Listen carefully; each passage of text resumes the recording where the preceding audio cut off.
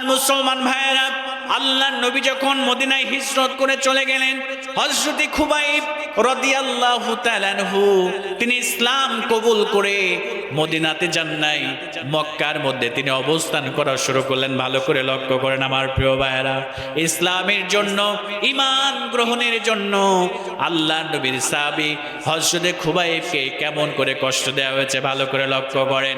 হযরত খুবাইব রাদিয়াল্লাহু তাআলা আনহু যখন ঈমানের ঘোষণা দিলেন, আল্লাহর প্রতি ঈমান গ্রহণের ঘোষণা দিলেন, তাওহীদের ঘোষণা দিলেন, ও মুসলমান ভাইয়েরা, এবার কাফের মুশরিকেরা বুঝতে পারলো খুবাইব আল্লাহর প্রতি বিশ্বাস স্থাপন করেছে, আব্দুল্লাহর বেটা মুহাম্মদের প্রতি খুবাইব ঈমান গ্রহণ করেছে।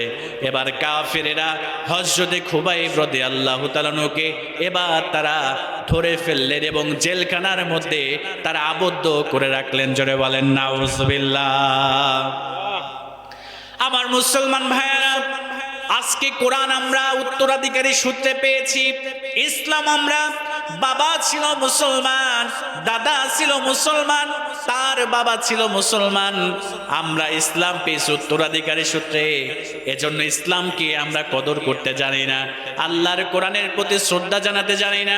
হযরত খুবাইব রাদিয়াল্লাহু তাআলা আনহুকে এবার যখন জেলখানার মধ্যে আবদ্ধ করা হলো, আবদ্ধ করার পরে কয়েকদিন হযরত খুবাইব রাদিয়াল্লাহু তাআলা আনহুকে তারা খাবার সরবরাহ করলো, জেলখানার মধ্যে কিছু খাবারের ব্যবস্থা করলো। ভালো করে লক্ষ্য করেন আমার মুসলমান ভাইয়েরা, এবার যখন হযরত খুবাইব রাদিয়াল্লাহু তাআলা আনহুকে বলা হলো, ও খুবাইব, আল্লাহর পথ থেকে তুমি পিছনে ফিরে যাও, ও খুবাইব, বিশ্ব নবীর পথ থেকে দূরে সরে যাও, আল্লাহর তাওহীদকে তুমি বাদ দিয়ে দাও, তোমার বাপ দাদার ধর্মে তুমি ফিরে আসো।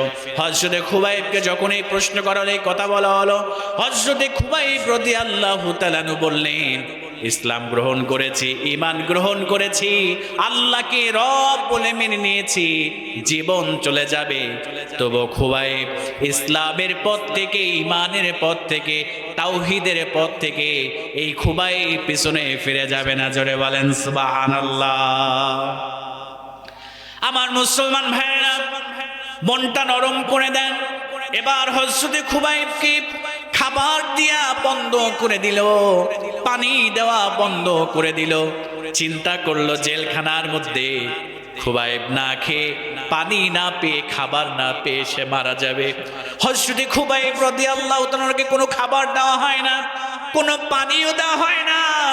ও মুসলমান ভাইরা, কিছুদিন যাওয়ার পরে এবার কাফিররা চিন্তা করলো, কয়েকদিন যাবত খুবাইবকে কোনো খাবার দেওয়া হয় না, কোনো পানি দেওয়া হয় না, হয়তোবা খুবাইব না খেয়ে খেয়ে জেলখানার মধ্যে ইন্তেকাল করেছে। সবাই মিলে হযরত খুবাইবকে জেলখানার মধ্যে দেখতে আসলেন।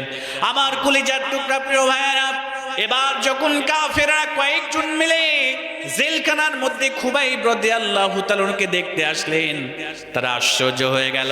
তারা জেলখানার মধ্যে তাকিয়ে দেখে হযরত খুবাইব রাদিয়াল্লাহু তাআলা আনহু জেলখানার মধ্যে বসে বসে আঙ্গুরের ছোকা থেকে, আঙ্গুরের ছোপা থেকে আঙ্গুর ফলগুলো তিনি ছিঁড়ে ছিঁড়ে তিনি খাইতেছে। জোরে বলেন সুবহানাল্লাহ।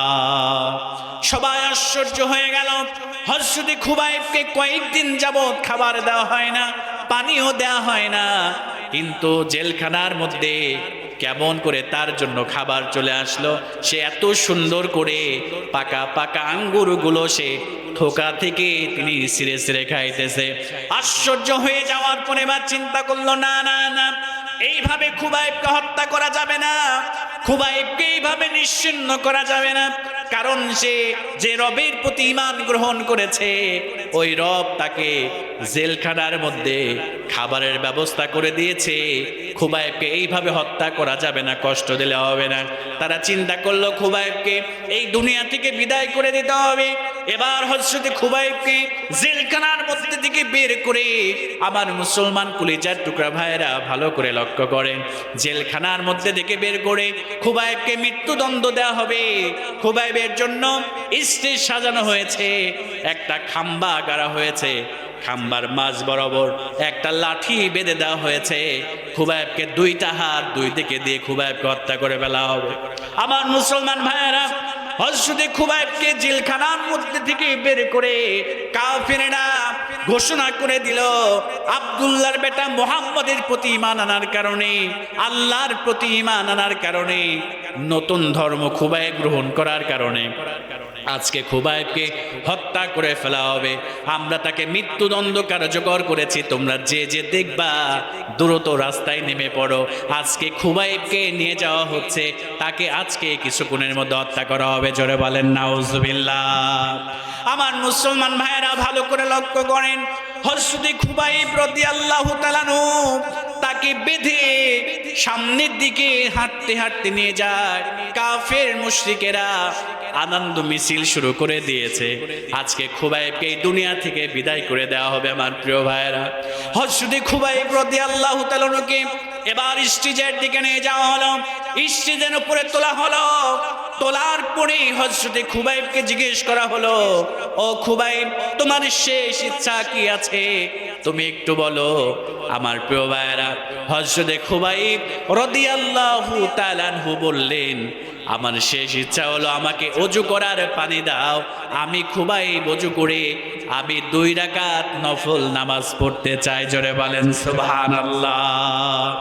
আমার মুসলমান ভাইয়েরা, যাদের ঈমানের শক্তি আছে, এই বাংলার জমিনে আমরাও দেখেছি অনেক আল্লাহর জমিনে যারা আল্লাহর দ্বীনকে প্রতিষ্ঠিত করার জন্য যারা আন্দোলন করেছে, এই বাংলার জমিনে তাদেরকেও শহীদ করা হয়েছে।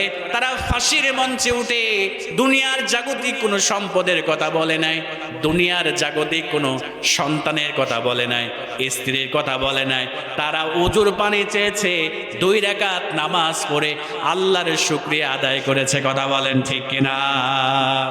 আমার প্রিয় ভাইয়েরা, হযরত খুবাইব রাদিয়াল্লাহু তাআলা আনহুকে পানি দেওয়া হলো। হযরত খুবাইব রাদিয়াল্লাহু তাআলা আনহু সুন্দর করে ওযু করলেন। ওযু করার পরে এবার তিনি নামাজের মধ্যে দাঁড়িয়ে গেলেন।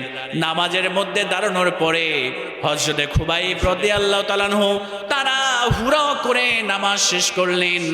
এবার যখন তিনি নামাজ শেষ করলেন, কাফিররা জিজ্ঞেস করলো, খুবাইব, তুমি এত তাড়াহুড়া করে কেমন করে নামাজ পড়লা? কেন তুমি এত তাড়াহুড়া করে নামাজ পড়লে একটু বলো। হযরত খুবাইব রাদিয়াল্লাহু তাআলা বললেন, ও কাফিররা শুনে নাও, আমি তাড়াহুড়া করে নামাজ পড়েছি কারণ হলো আজকে 2 রাকাত নামাজের মধ্যে আমি খুবাইব যত মজা পাচ্ছিলাম, আমি জীবনে কোনোদিন নামাজের মধ্যে এমন স্বাদ পাই নাই।